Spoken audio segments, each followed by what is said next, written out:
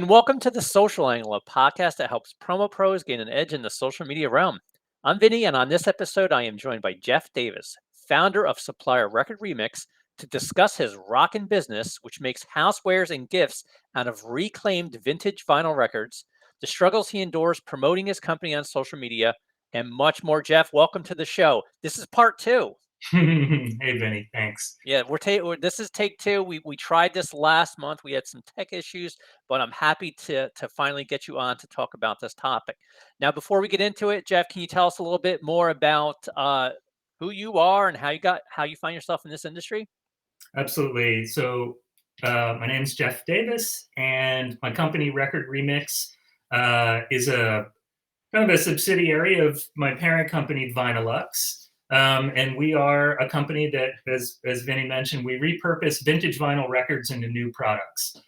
So I come to this industry via being a wholesaler to the retail industry. We sell our products to gift shops and museum stores, several online retailers, using original records where we transform the shape of the record into new products. This is the very first item I ever made from a record. This is a bowl that I made, and you can see who is this. Rock and roll is here to stay. So it's a United Artists compilation. And we transform the records into a whole line of products that then can be custom branded for the promotional products industry. Awesome. And how long have you been in the industry? Been in promo for about 7 years now. Okay. Vinylux just turned 20. So as a manufacturer and a supplier, we're 20 years old.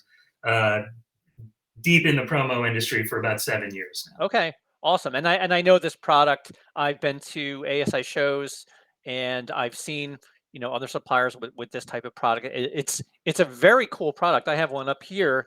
If you can see, I forget who the supplier is.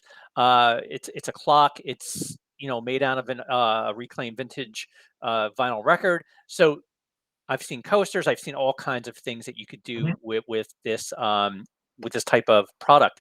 Now, I want to talk before we get into talking more about social media, which I think is the impetus for this conversation. I want to ask you about something that happened to your business last year. You were featured in a special small business segment on Mhm. World News Tonight with David Moyer. Can you tell us a little bit more about how this happened and what the experience was like for you? Sure. Yeah, that was a segment on ABC World News Tonight called Made in America. And I think they've been running it for about 10 years now. With their kind of working thesis was, could we use the wide-reaching power of our broadcast to support small businesses in America? And generally businesses that make things, so candle makers and soap makers and so forth. And they reached out to me. I think it was about December 12th. So we were knee deep, no, eyeball deep Huh, in our holiday sales. sure. And actually thinking we were kind of wrapping it up because Christmas was around the corner. Our business really spikes in the fourth quarter because that's when retailers are doing uh, Sure. so much volume. And they said, "Would you like to be featured? We think you have a great story, a great company, and we could put you on the news." And I said, "Yes, of course. Of course. What Yeah. do I need to do?" And they said, "Well, just shoot some B-roll around your workshop. Show us some people working. Uh, Give us a couple of lines about what your business does. Make sure you start it with 'Hi, David.'" That became a big joke because we had to do like 20 takes of "Hi, David." We just shot the thing on my phone on a tripod. That I didn't have producers come to the studio. And in like 2 days, they called me and said, "Okay, your segment's ready to go. It's going to be on the news tonight." I had no idea it was Oh, going to be. wow.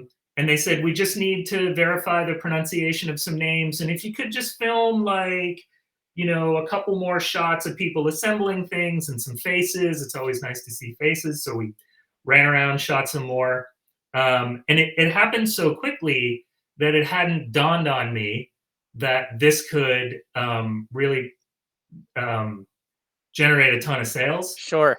Sure. Um, a friend of mine was like, "Oh, I hope your website can handle the bandwidth," and I was like, "Oh, right, huh, okay."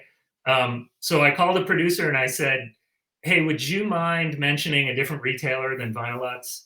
Because we have a website, we sell direct to the public, but it is like minuscule. It's like 2% of our annual Mm, business goes through our own website, um, at least on the retail end of things. sure. You know, we're a wholesaler and we rely on retailers uh, to sell and distribute our product. And I was like, yeah, you got to list somebody who can actually handle the volume.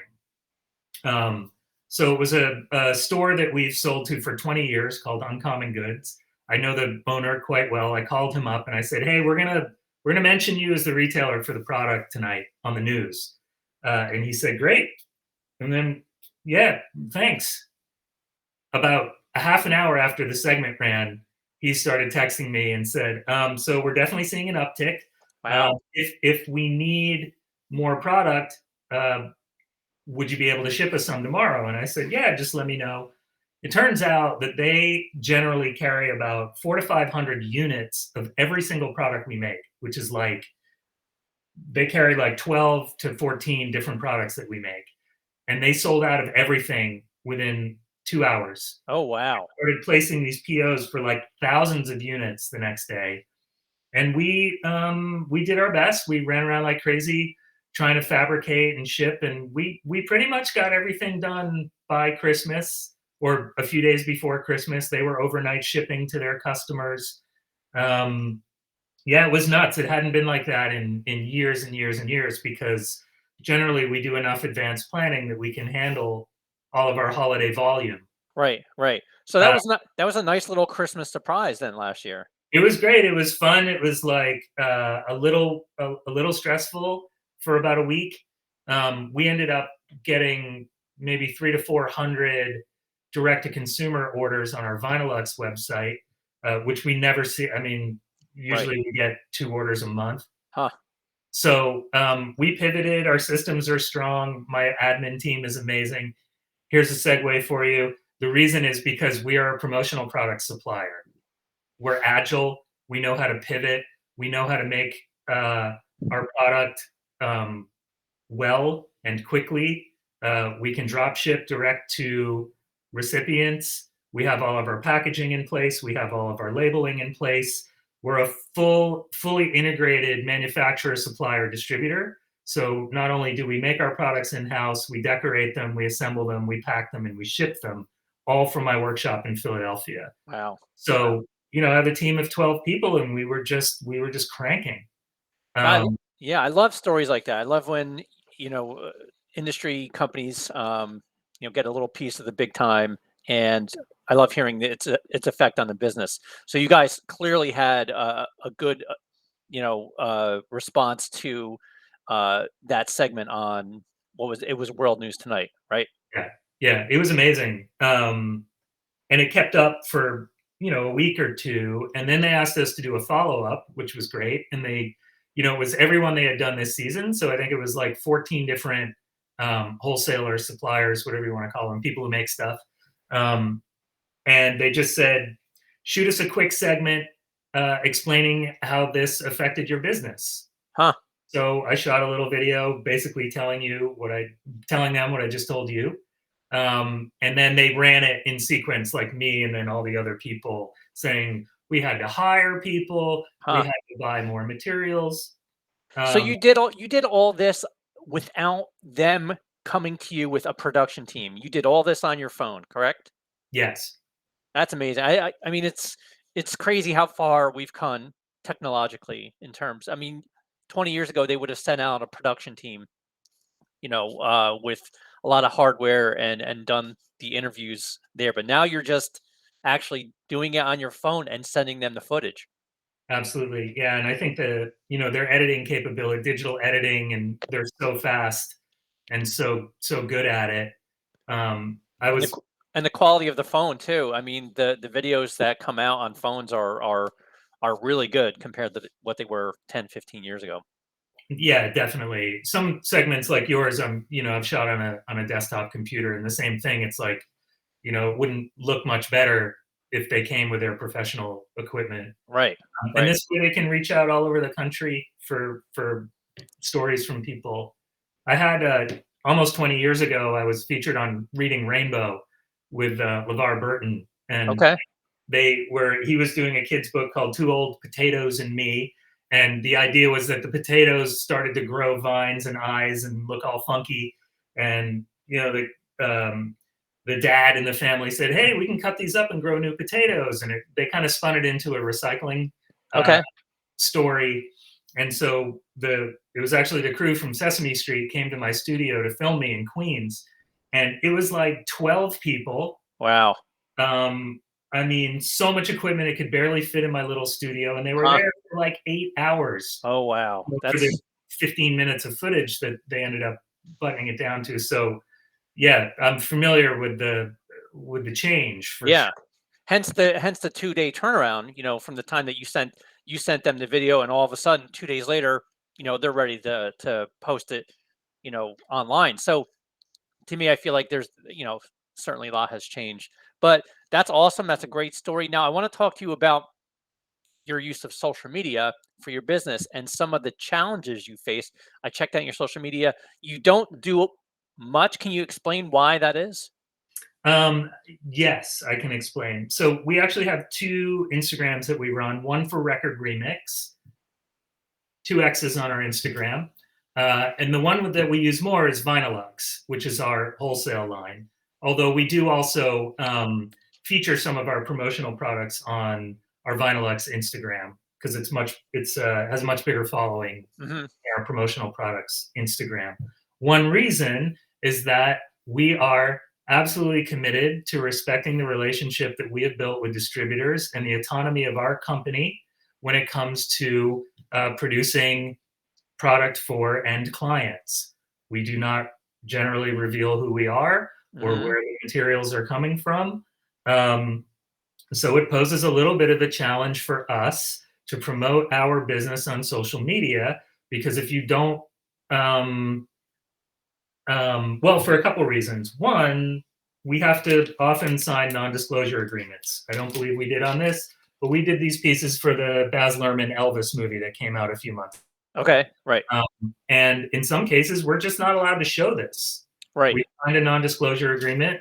We've promised that we'll remain anonymous as a supplier, and that eliminates us putting that product on social media. Our strategy currently moving forward is to kind of show our process and show non-client specific products. So Right. Right. we show you, we make a keychain bottle opener. Hmm. We do a custom printed label with your client's logo on Hmm. our stainless steel keychain bottle opener. And I just won't show you who the client is. Right. It's a real estate company, and it's a very clever advertising campaign because when they are selling these townhouses and condos and lofts to prospective clients, they put the key on our American-made recycled record keychain bottle opener with the management company's logo on it. So that's one of the challenges is just kind of not revealing who we are vis-a-vis who the end client is. Right, and I think that's a common challenge in this industry, and I think you nailed it when you showed the Elvis record, and that's a product that you would love to show off, but you can't simply because you cannot reveal yourself to relative to the final product. So it makes social media tough in that way for suppliers like yourself. Now, also targeting, I know that we talked a little bit offline. Targeting is challenging as well. Like, who are you trying to reach with your social media? Do you find that that's a challenge as well? Finding the right audience for your product? Sure. I mean, so again, we work really closely in the industry. So with ASI, with PPAI, we're on Sage. We use industry specific web technologies where we have list pricing facing forward. We have net pricing for distributors who log in with credentials. We're really careful about the structure and the protocols of the promotional products industry. So when we're using social media to target outside of the industry, let's say our products are frequently used as wedding gifts, save the date, Hmm. um, groomsmen's gifts, bridesmaids gifts. So, for instance, we make a little miniature double album cover. Okay, cool. Double album cover, we have these miniature record coasters that are custom branded on one or two sides. And so if we're selling these into the wedding industry, we can put the name of the bride and groom, the date of the event. We can fully brand the sleeve as a mailer. We can use this as a save the date. This goes in a little cello pouch with an address label and a stamp, and off it goes. And that's a fairly specific channel that we can target using social media, hashtag wedding gifts, Right. so Right. on and so forth. Within the promotional products industry, it may be that we just haven't been at it long enough. And we have limited marketing and advertising resources. Almost Sure. all of our advertising time, effort, and money within the promotional products industry is spent with ASI at their shows, putting product in the pavilion, Hmm. putting print advertising in the show catalog. Same with PPAI, going to Expo, spending our money, being in Vegas, giving out samples. We do in-house trade shows for large distribution companies who invite us. Our products are really popular in Nashville. Uh, Okay. I would say Makes sense. Yep. like every third or fourth order we get, we're shipping to Nashville. Oh, wow. Okay. Nashville is also obviously Music City, USA. There's Music Row there where songs are written. There's a lot of live performance. There's a history of music, and kind of vinyl records are maybe the unofficial theme or mascot down in Nashville. Hmm. So when we're sending things like this, this might not be an obvious product for a medical conference, but we made 7,000 recycled vinyl record bottle openers for an RBC healthcare conference because it was taking place at the convention center in Nashville. That's really cool. So we made that. We do private label merchandise for the Country Music Hall of Fame, also in Nashville. This is a journal, like a moleskin journal with 85 sheets of lined paper and an elastic band closure with a recycled vinyl record on the cover. And then the client brand whatever they want, rebranded as a record label. So this is kind of a long way of saying, we target within the industry by using the opportunities that are presented to us from the industry. Right. Trade Right. shows, the magazines, shows like yours, and then it's really minute, like keyword searches on ESP, Sure. right? Sure. And spending all this time kind of making sure that our products are properly tagged and uploading Yep. good images. We spent for us, a tremendous amount of time, effort, and money on a promotional products website at recordremix.com. Every product we make, every variant, every packaging option is on there. Tiered pricing, net pricing for distributors, list pricing so they can send clients there to see the front facing costs. Virtual tools where you can upload logos and make your own virtuals, download them as blind PDF sales sheets. I mean, we are Right. spending so much time and effort making sure that we are servicing this industry we're in, that when it comes to using traditional social media like Instagram, Facebook, and TikTok, we're a little bit out of time and resources. Um, Totally.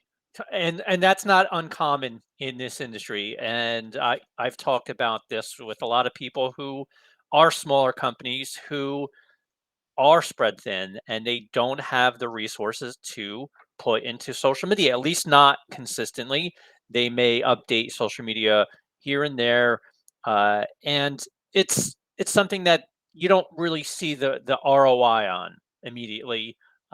It's something you have to work at. You have to really put an effort into it. You have to have a strategy around it, and it's a struggle, especially when you have an industry where suppliers are targeting distributors are targeting end clients. And how do you get your social media messages in front of the right people? That is a challenge. I mean, you have to, it's not the consumer per se, it's not the person, the end user. You have to make sure that you have a social media presence that caters to the right audience, and that to me is also a challenge in getting the right people to follow your social media. And at the end of the day, if you have 50 followers on your Facebook page, what are you putting so much effort into your social media? Again, it's something that is very challenging for this industry, and I've seen it with, especially for the smaller companies like yourself, the mom and pop shops. It's a very common issue, and I don't blame people who are in your shoes who don't devote a lot of time and effort uh, into their social media per se. So, you're putting your resources elsewhere. It's paying off for you. Social media, I guess, from the perspective of yourself, is gravy. If you have time, if you have, some resources, some ideas, you put it into the social media. But again, it's not something that's paying off for you. It's not padding your bottom line. It's just a nice pet to have. So Well, here's another angle to that too. yeah, Um, you know, every decision you make that has to do with promoting your business has to be supported on the back end of your business. So, for instance, if we say, let's do a big social media campaign to promote our products. Okay, so we're going to need more customer service support when those right. orders start coming in. We're going to need more production support specifically to handle one-offs, potentially those types of orders that come in. And this is one of the elements of social media that we've identified that could be uh, quite a boon for our company. Would be like the orders that we had to handle when we were on the David Muir segment. The reason I pushed uh, our retail focus toward Uncommon Goods is because they have 4 national warehouses. They have like 100 people working in those warehouses. They have a giant customer support staff. They have all the infrastructure in place for direct to consumer sales. We don't in house. Hmm. But I haven't figured out how to use social media in a honestly a better way than direct to consumer sales. Like we don't have a Vinylux store on Instagram. I think we would do great if we had a Vinylux store on Instagram. I think we would be selling stuff all day long. But I'd have to hire probably Hmm. 1 or 2 or more people to answer phones all day long. I'd have to hire more people in my shipping department because right now we can put 50 bowls in one 14 cube box and send it to Uncommon Goods. We send 5 boxes, they've got 250 bowls. To send those 250 bowls out direct to consumer, I have to get 250 individual boxes, carefully pack them, put all those packing lists in, the UPS labels. I know that a lot of this is automated, but for a small company that's really focused on wholesale and promotional products distribution, to suddenly have to spend 10 to 15 minutes on the phone with a guy from Iowa telling me about his first Leonard Skinner concert back in the early 70s, which I love to hear. Right. I hear it all the time. I've heard it for 20 years, and we don't have the time to Right. spend chit chatting on the phone with people who are like, but it really has to have Call Me the Breeze on the record because if it Mhm. doesn't have that song, it's not that meaningful to me. Right. And Right. I'm like, oh my God, we're going to go through 10,000 records looking for this one. Right. So it's a highly inefficient system for us. Sure. Um, and so then we pull back and we say, well, okay, well, what are we good at? We're good wholesalers. We can put Vinylux on social media and try to target toward people who own retail businesses. That's cool. We can put our stuff on Etsy because a lot of retailers troll Etsy looking for supply companies like me. We use an online platform similar to ESP and Sage, but for the retail industry, it's called Fair, and they vet us as a. Okay. In our cases, we're considered a distributor. It's just there's a lingo Right. crossover, but as a wholesaler, and then people who own retail stores go on Fair and they buy our products along with all the other stuff they want to fill their stores with. It's basically a 24/7 trade show. Um, and so again, like advertising and targeted media within that industry and within those platforms makes it set up for us to sell our product in the way that our business functions. Right. Right. So one of the things that we like to hash out at our company is, how do we want people to use our business? What makes sense for people? Like when you walk into, um, McDonald's and you're looking for a vegetarian meal for your family, you're not really using McDonald's the way McDonald's has established that Hmm. business, right? It's just there's a misfit. So when we say, how do we want people to use our business? We want you to buy 5,000 of these or 100 of these. But if you come to me and say, well, we're having a little party and we want two of these and we'd like our names on them and we'd like it to be made out of this record and we'd like a custom package because it's really special and we can spend like $20 a piece on them, I'm going to say, I'm sorry, that's not how our business operates. Right. Right. We have a minimum of 50 pieces on these. And if you want custom packaging, that's a minimum of 100 packages. And so we're just not set up to sell direct Sure. to the public. Um, so again, until maybe ASI builds an in-house social media platform where we can constantly pepper products and ideas and Right. thoughts and industry things to the industry, it's shouting into the wind a little bit, and we don't know who's hearing. Right. I mean, that's a good point. And I think that social media having a presence and putting into place uh, the right people is important because with social media comes a responsibility for customer service and logistics. So there's a lot to be thought through when you're creating social media for your business. And a lot of people don't do that. They don't think about the implications of having the conversations online through these tools, these social media apps, and you need to have people in place if you're going to be marketing your business in the ways that you should be with social media. So let me ask you: do you have any success with any social media platforms, or like which platform do you have the most success with? Honestly, recently I've been getting a lot of attention through LinkedIn, just Okay. personally, because people saw me on the news. They met me at trade shows. For a long time, I was it in terms of the face of my company. Hmm. It's not true anymore by any means. I have a national sales manager and she has a team of assistants and we all do the trade shows together. Sure. But if you were to Google Vinylux or Record Remix, generally I'm the guy whose name comes up. So people find me on LinkedIn and they're like, "Oh, you went to RISD? That's really interesting. I was at Brown in the early 2000s. Maybe we crossed paths." Huh. And so the personal part of it, which has always been kind of my favorite part of it, why I still like to do trade shows and talk to people face to face, even if it's over Zoom, um, is that what I've gleaned in working in this industry for almost 10 years now is that the relationships are everything. So when it comes to social media, I'm not building relationships. I'm just kind of throwing it out there. So Right. what I really love, actually, with regard to social media, any distributors listening, this is where we found success. Distributors should use their social media to promote our products Mm. and say, look at all this great stuff. We have this amazing supplier. They're a US based company. They're using recycled materials. Their stuff is super cool. It's made from old records. There's a vintage, retro, nostalgia, funky feel. You can brand it anywhere from the 50s all the way up to the 2000s.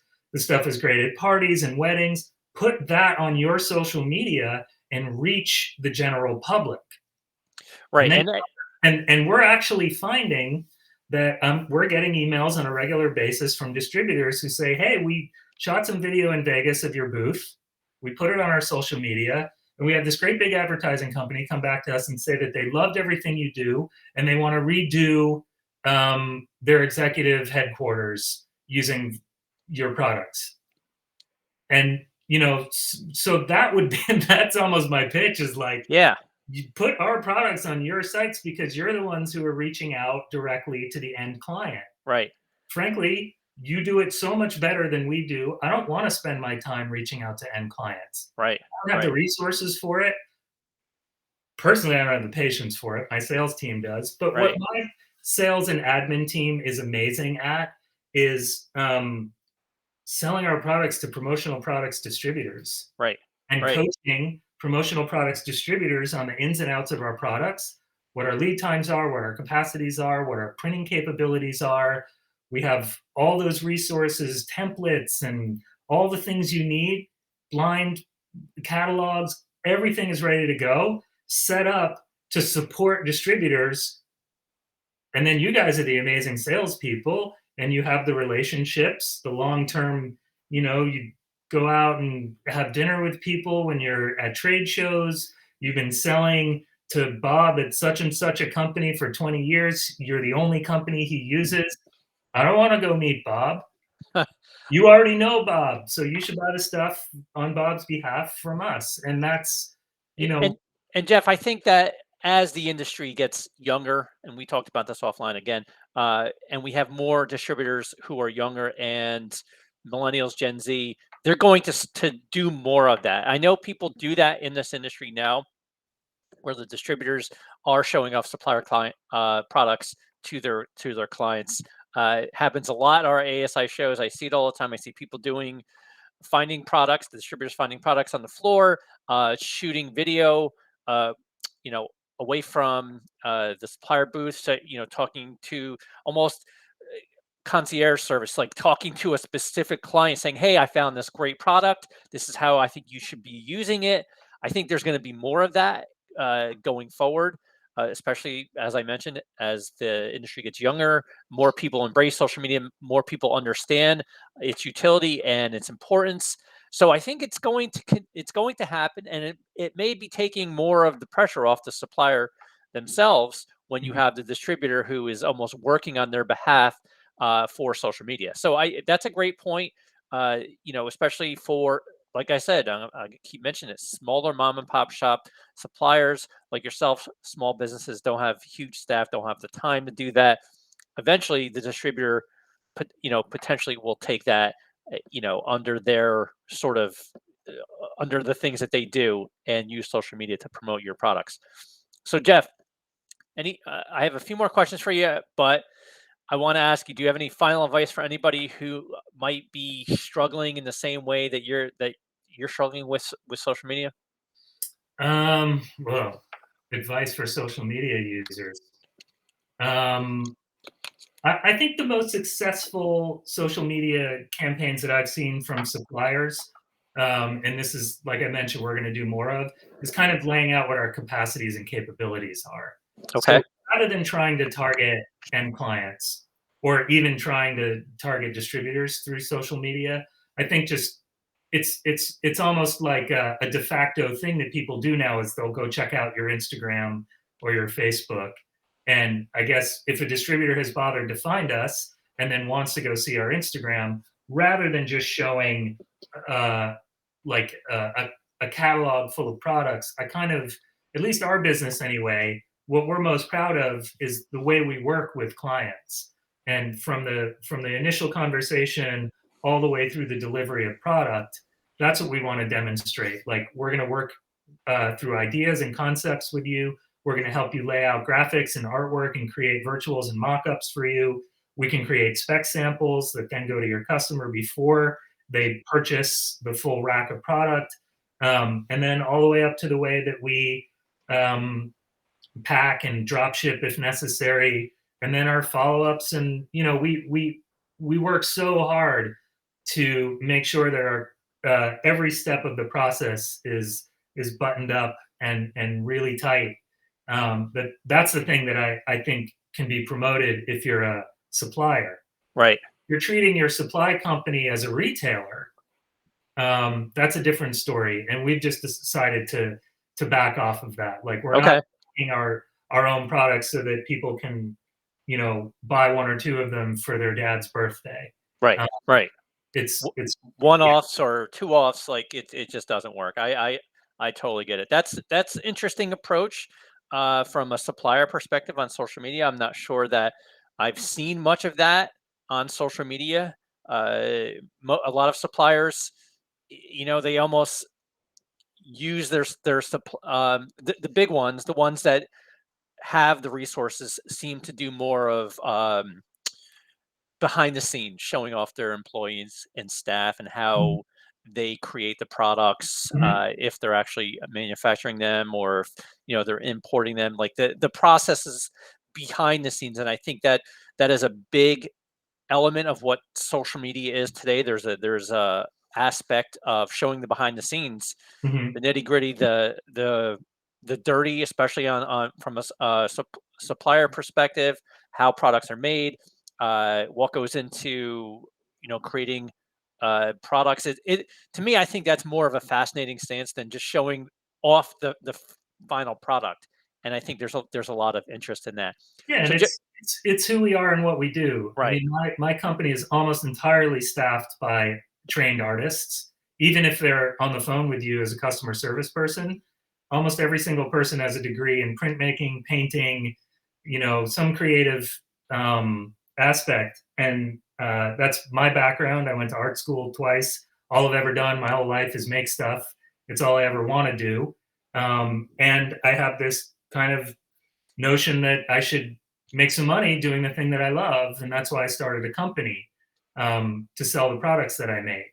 Um, but I think using social media to say, "Hey, look, we're not buying containers full of product from China and then quickly digitally printing it. Like we are crafting this stuff with our hands in Philadelphia. We have relationships with all these people who sell used vinyl, and we buy the records from them. They come to our shop, we sort them out.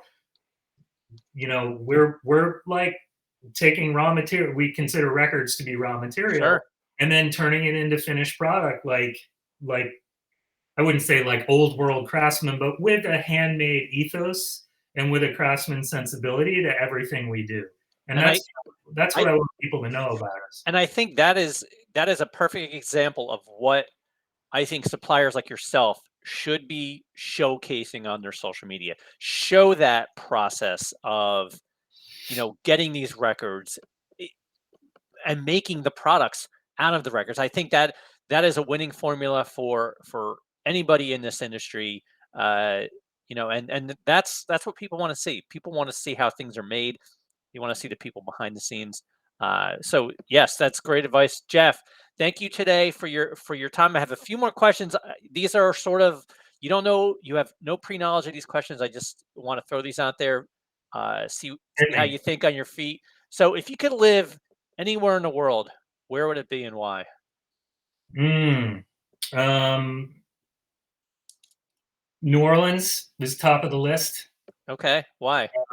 I have rarely been to a city with so much soul and so much vibrant culture to offer everywhere you turn. From the architecture, obviously the music, the food, the history. I know, New Orleans, like a lot of places, has kind of a troubled past, but it's pushed through. It's so vibrant. Post Katrina, New Orleans to me is just this like uh, amazing place, and I have relatives who have lived there for a long time, and it is a place I try to get back to. I don't know if I could deal with the heat and the humidity full time, but uh, Yeah, I was there once. This was pre-Katrina. My wife and I loved it. The food was out of this world. The vibe, just walking around the French Quarter and just hearing the music just on every street. You had people busking on the corners. I mean, it's just amazing, an amazing place. We haven't gotten back to it yet, but it's certainly on our list. But that's a great answer. Um, and my final question for you, what song, artist, or album gets you motivated for work? I have to ask you that question since you deal with old motivated vinyl for work. records. Wow. Okay. So music is, I mean, dictates my mood and my it's in me. It's I'm a musician, and so motivated for work these days is David Byrne 100%. Oh, awesome. Yeah, yeah. I was just listening to Talking Heads on the way to work today. So, There you go. Motivating yourself with David Byrne. yeah. Um, And so what about if you had to just pick one, if you were on a desert island, which this is what you're going to have to live with for the rest of your life. Record, yeah. Yeah. I've been asked this question before, and the one that always comes right up to the top is Astral Weeks. Okay. Yeah, I'm a big Van Morrison fan as well. I And can't live without that record. yeah, There's a lot of records that I have been deeply devoted to over the course of my life. And like just last week or 2 weeks ago, Dark Side of the Moon had its 50th. yeah, 50th. And Yeah. a friend of mine was like, "Hey, did you listen to Dark Side of the Moon?" And I was like, "I don't have to ever listen to Dark Side of the Moon probably ever again. It's in there, Yeah. and Yeah, I agree. it's like when I listen to Astral Weeks, it's fresh and sort of surprising every single time I hear it. Yeah. And yeah, so that one has really stuck with me. I agree. I consider a top 10 album of all time. Me personally, it seems like you and I have similar tastes in music, which is good. But Jeff, thank you for your time today. If anybody wants to reach you, how can they do so? You can go to our website at www.recordremix.com. You can find us on social media at Record Remix on Instagram or at Vinylux on Instagram. You can send us an email at info@recordremix.com. We're on ESP. We're on Sage. We're not on Distributor Central yet, but that's coming. We're at a lot of the big trade shows, so reach out. We are a hardworking little engine that could, and people love our products. So thank you so much, Vinny. I appreciate the opportunity. Absolutely, Jeff. Thank you for your time today. It was great getting to know you. Maybe I'll meet you in person someday. You're not too far from me. You're right down the street in Philadelphia. Yeah, visit. Yeah, but Jeff, great talking to you today. All right, man. You too. For Jeff, I'm Vinny. We'll see you next time on The Social Angle.